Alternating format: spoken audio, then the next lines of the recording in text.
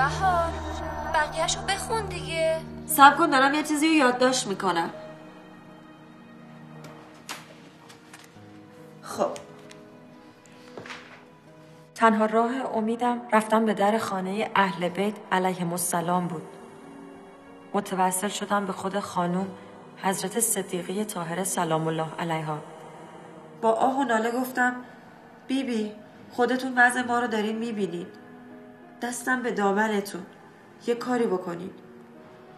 به سجده افتادم روی خاک‌ها و باز گفتم شما خودتون تو همه عملیات‌ها مواظب ما بودین. زینب جان یه لحظه ببخشید مامانم پی ام داده چند تا مقاله از سایت CRF براش پرینت بگیرم. CRF همون سایت شورای روابط خارجی آمریکا؟ آره. میخوای این هفته تو دانشگاه رو مدل امنیتیش کار کنیم؟ نه امشب میخوام برم هر چی مطلب داره یه جا کپی بگیرم بدم مامانم که دیگه این نیاد تیکه تیکه براش پرینت بگیرم. بهار این یه سایت دولتیه ها، بهتر نیست نری سراغش؟ چطور اونا میان سراغ زیرساخت ارتباطی ما نریم؟ وریساین داره. چند روز پیش چشمم خورد بهش. هکر اگه هکر باشه 100 تا SSL هم داشته باشه باز کار خودشو میکنه. نمیدونم هر طور صلاح میدونی. باقی داستانو میخونی؟ من دیگه باید برم بخوابم. آره ببخشید. به سجده افتادم روی خاک‌ها و باز گفتم شما خودتون تو همه عملیات‌ها مواظب ما بودین. اینجا هم دیگه همه چیز به لطف و عنایت خودتون بستگی داره. توی همین حال گریه هم گرفت. عجیب هم قلبم شکسته بود که خدایا چه کار کنیم؟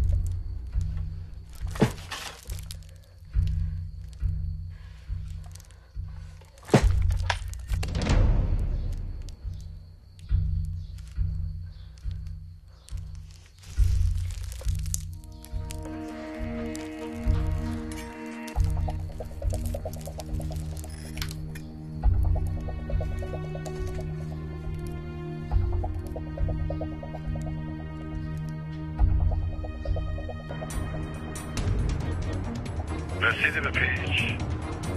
بله پیچیدم. با ساعت 60 تا انتهای اتوبان برو جلو. دوباره بهت زنگ میزنم. خیلی خوب.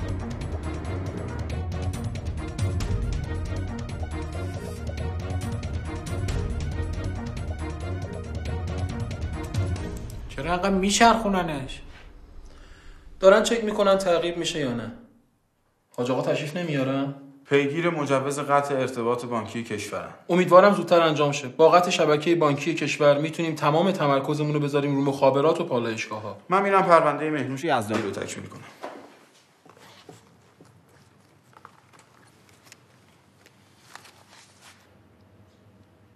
میرم از تو ماشین سیگار بیارم. برو.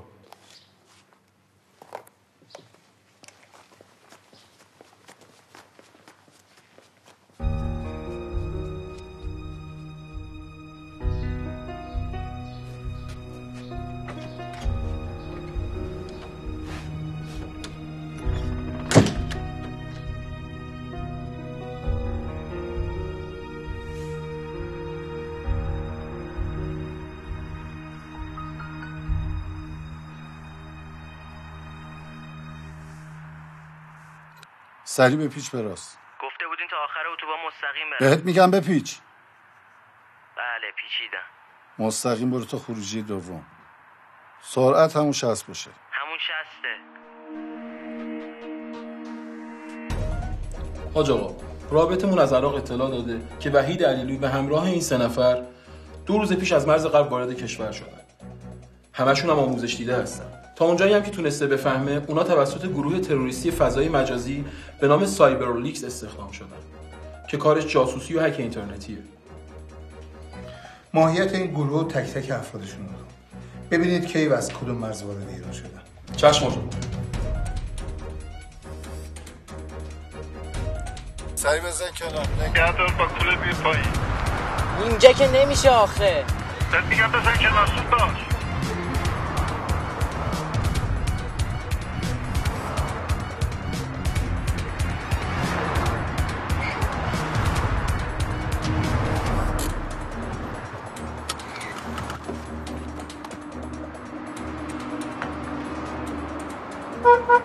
خیلی خوب، الان پیاده شده. چیکار کنم؟ برو لبه پر کوله رو پرت کن پایین. رسیدی بهم بگو.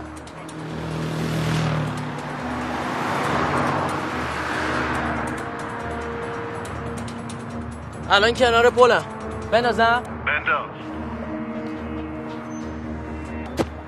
کوله رو انداختم. الو.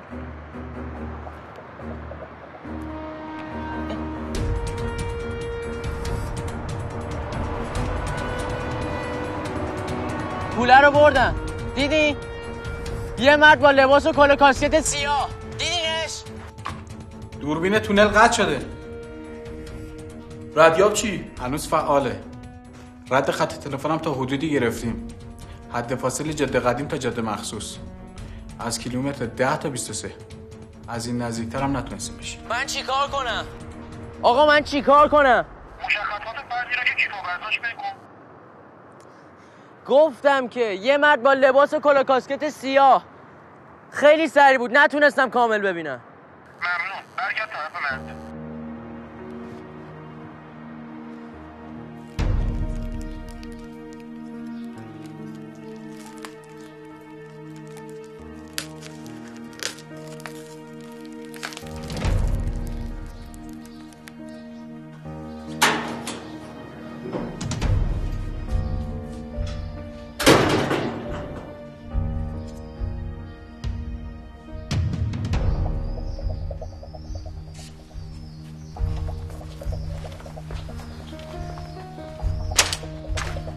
سرخان به گوشی.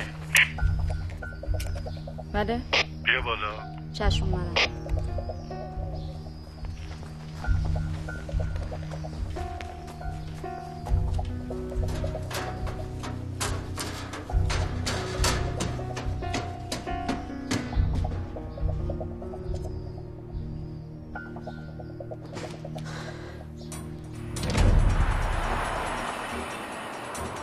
یه پراید تک سرنشینه. 2 تا ماشین باش فاصله داره. سریع برو برس بهش.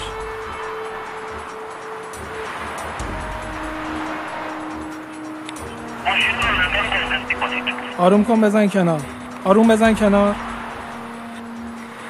مراقب باش، بزن اون ماشین رد بشه بپیچ جلوش.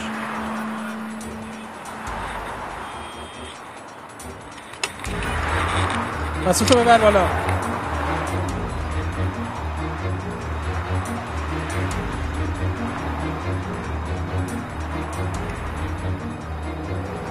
مورد منفی. ردیاب از دفترچه جدا کردن و چسبوندن به این ماشین. شماره پلاک تمام خودروهایی که توی این محدوده تردد کردن رو استعلام کنید. چشم حضور. یاد اون روزهای رفته برپا، یاد اون حرفای مونده دریا، یاد اون لبخند و گریه و داد، یاد اون عشقای مونده دریا.